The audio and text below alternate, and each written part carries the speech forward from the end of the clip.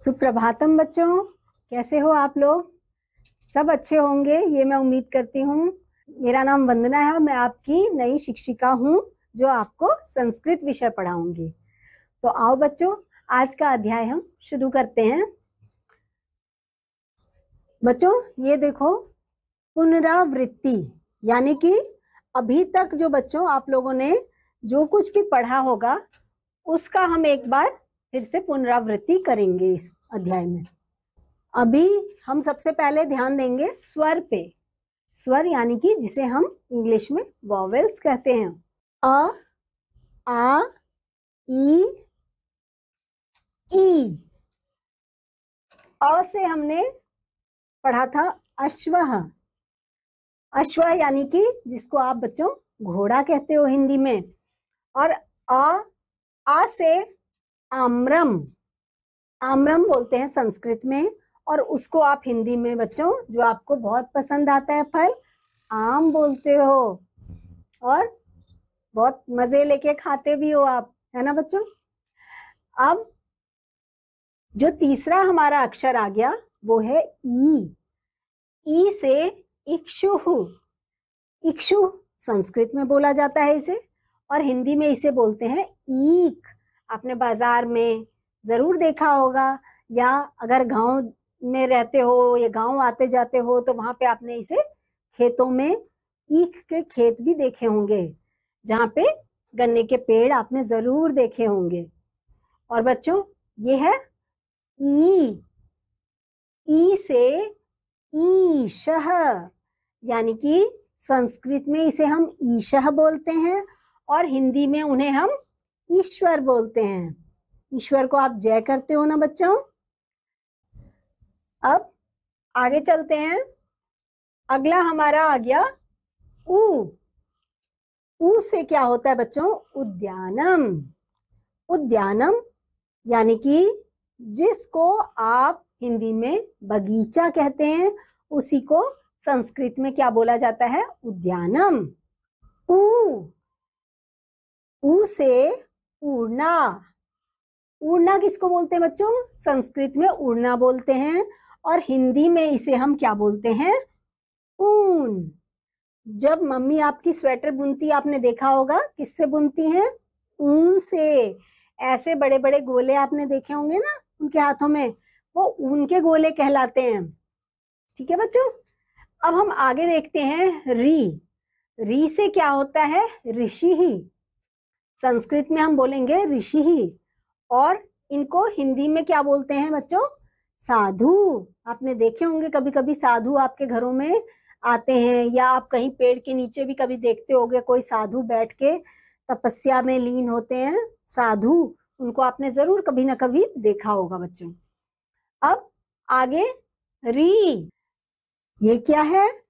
री, ऋकारः। अब देखते हैं ए से क्या होता है? ए से होता है एडका। एडका संस्कृत का शब्द है और हिंदी में इसको बोलते हैं भेड़। भेड़ यानी कि जो आपने एक जानवर देखा होगा ना जो बहुत सारे झुंड में चला करते हैं, भेड़ उनको बोलते हैं हिंदी में, और संस्कृत में उसको बोलते हैं एडका। अब बड़े ए से क्या होता है? ऐन्द्रजालिका। ऐन्द्रजालिका यानी कि हिंदी में आप समझोगे जादूगर। जादूगर आप जानते हो ना बच्चों, जो जादूगर आपको तरह तरह के जादू करके दिखाते हैं, उन्हीं को हम संस्कृत में क्या बोलते हैं? ऐन्द्रजालिकः। ठीक है बच्चों। अब देखो यहाँ पे हम देख सकते हैं ओ। ओ से क्या बनता है? ओष्ठः। ओष्ठ संस्कृत का शब्द है और इसको हम अगर हिंदी में बोलेंगे तो क्या बोलते हैं इसको? ओठ। अब देखो अगला हम क्या देख रहे हैं? औ। औ। औ से क्या होता है? संस्कृत का एक शब्द है औषधम। औषधम, और जिसे हम हिंदी में क्या बोलते हैं? दवाई। जब बच्चों आपकी भी तबीयत खराब होती है, आपको बुखार आता है, तो आपकी मम्मी आपको ऐसे दवाई लाके देती है ना और बोलती है ऐसे खा लो। दवाई लाके ऐसे चम्मच से पिला देती हैं। तो आपको मालूम है दवाई किसे कहते हैं? वही चीज है यहाँ पे जिसको हम संस्कृत में कहते हैं औषधम और हिंदी में इसे कहते हैं दवाई। अब ये क्या है? अंग। अंग से क्या होता है बच्चों? अंबुजम। अंबुजम यानी कि जिसको हिंदी में आप समझ सकते हो कमल। कमल का फूल, जो कमल का फूल आपने देखा हुआ है उसी वही बोलते हैं अंबुजम, जिसको संस्कृत में हम बोलते हैं। अब ये देखो अह विसर्गः। अब देखो हम आ गए व्यंजन, कॉन्सोनेंट्स, जिसको इंग्लिश में कॉन्सोनेंट्स बोलते हैं। अब हम थोड़ी व्यंजनों की बात कर लेते हैं। क से क्या होता है? कपोतः। कपोतः यानी कि जिसको संस्कृत में तो कपोतः बोलते हैं और हिंदी में इसको क्या बोलते हैं? कबूतर।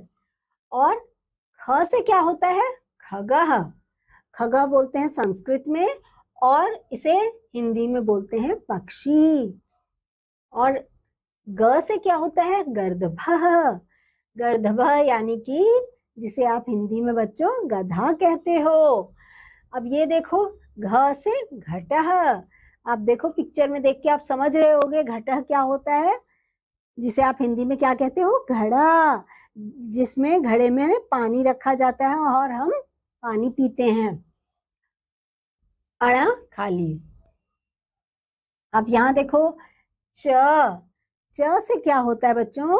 संस्कृत में इसको बोलते हैं चटका। चटका का मतलब हिंदी में हम समझने के लिए कह सकते हैं इसको हिंदी में चिड़िया। चिड़िया आप देखते हो ना, सुबह चह चह चह चहाती रहती है चिड़िया, वही होती है चिड़िया, जिसे संस्कृत में चटका बोला जाता है। अब ये देखो कौन सा अक्षर आ गया? छ। छ से छत्रम। छत्रम जिसको कहते हैं हिंदी में छात्रा, यानी कि छाता। जब बारिश आती है तो हम छाता का प्रयोग करते हैं बच्चों। बारिश में भीगने से बचने के लिए किसका प्रयोग करते हैं? छाते का। अब ये देखो हमारे सामने क्या लिखा हुआ है? ज। ज से जलधि। जलधि का मतलब समुद्र। जो ये समुद्र होता है ना बड़ा सा, जिसमें बहुत सारा पानी होता है, उसको संस्कृत में जलधि कहते हैं। बच्चों झ से क्या होता है? झषः। झषः का मतलब मछली। ये देखो मीन, मछली। अब यहाँ पे हम देखेंगे ट से टिटिभिः। टिटिभिः संस्कृत का शब्द है जिसे हिंदी में टिटहरी कहा जाता है। और अब देखो यहाँ पे क्या आ गया? ठ। ठ से ठटकः। ठटकः संस्कृत का शब्द है जिसे आप समझ सकते हो हिंदी में इसे बोला जाता है ठठेरा। जो बर्तन बनाता है उसे कहते हैं ठठेरा। अब ये क्या है? ड। डयनम संस्कृत का शब्द है डयनम, यानी कि हिंदी में आप समझने के लिए समझ सकते हो इसे पालकी कहते हैं। हिंदी में इसको पालकी कहते हैं, जिसमें दुल्हन बैठ के ले जाई जाती है यहाँ से दूसरी जगह, उसको कहते हैं पालकी। अब ये क्या है? ढ। ढ से ढक्का संस्कृत का शब्द है ढक्का, और इसी का हिंदी शब्द में अर्थ होगा ढोलक। ढोल बजाते हैं ना, वही वाला ढोलक। अड़ा खाली। अब बच्चों ये देखो त से तरुह। तरुह का मतलब हिंदी में इसे कहते हैं पेड़। पेड़। अब ये थह का मतलब क्या होता है बच्चों? जिसे आप हिंदी में पर्वत बोलते हो। ये देखो पर्वत आपको दिखाई दे रहा होगा यहाँ पे, पर्वत। अब ये देखो इसको क्या बोलते हैं? द। द से दरदुरह संस्कृत का शब्द है दरदुरह, और आप देख पा रहे होगे कि इसका मतलब क्या होता है, जिसे हिंदी में हम कहते हैं मेंढक। मेंढक जो होता है बारिश के दिनों में आपको दिखाई देता है, वही होता है जिसको संस्कृत में दुर्दरह कहा जाता है। अब देखते हैं ध से धनु। धनु का मतलब क्या होता है बच्चों? इसका मतलब हिंदी में होता है धनुष। और अगला अब देखो न से नखः। नखः का मतलब नाखून। नाखून यानी कि हिंदी में हम इसको बोलते हैं नाखून। हमारी उंगलियों पे ये क्या है? नाखून। अब अगला देखो बच्चों प से पलांडु। पलांडु किसको बोलते हैं बच्चों? जो आप हिंदी में जिसको प्याज बोलते हो उसको पलांडु बोलते हैं। अब ये देखो फ से फलम। फलम बोलते हैं जिसको आप हिंदी में फल कहते हो। ब से बकह।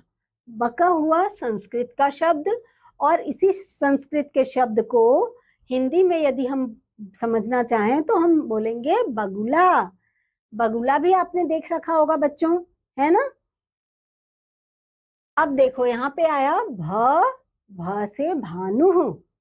भ से भानु का मतलब सूर्य। जो बड़ा सा सूरज आप सुबह देखते हो ना, उसी को संस्कृत में कहते हैं भानु। अब म से मकरः। मकर का मतलब हिंदी में जिसे आप मगरमच्छ कहते हो, ये देखो ये मगरमच्छ होता है। उसी को संस्कृत में क्या बोलते हैं बच्चों? मकरः। य से आया यवः। यवः किसको बोलते हैं बच्चों? जौ को। जौ के दाने होते हैं ना, उसको बोलते हैं संस्कृत में यवः। र से रथम, और हिंदी में उस रथम को बोलते हैं रथ। जो रथ को चलाते हैं ना, राजा लोगों के महल से जब वो लोग निकलते थे तो रथ में बैठ के दूसरी जगह जाया करते थे, वही वाला रथ संस्कृत में कहलाता है रथम। ये देखो बच्चों ल से ललना। ललना का मतलब क्या होता है बच्चों? जो औरत हम जिसको कहते हैं ना, उसी को संस्कृत में ललना कहा जाता है। अब व से वर्तिका। वर्तिका किसको बोलते हैं बच्चों?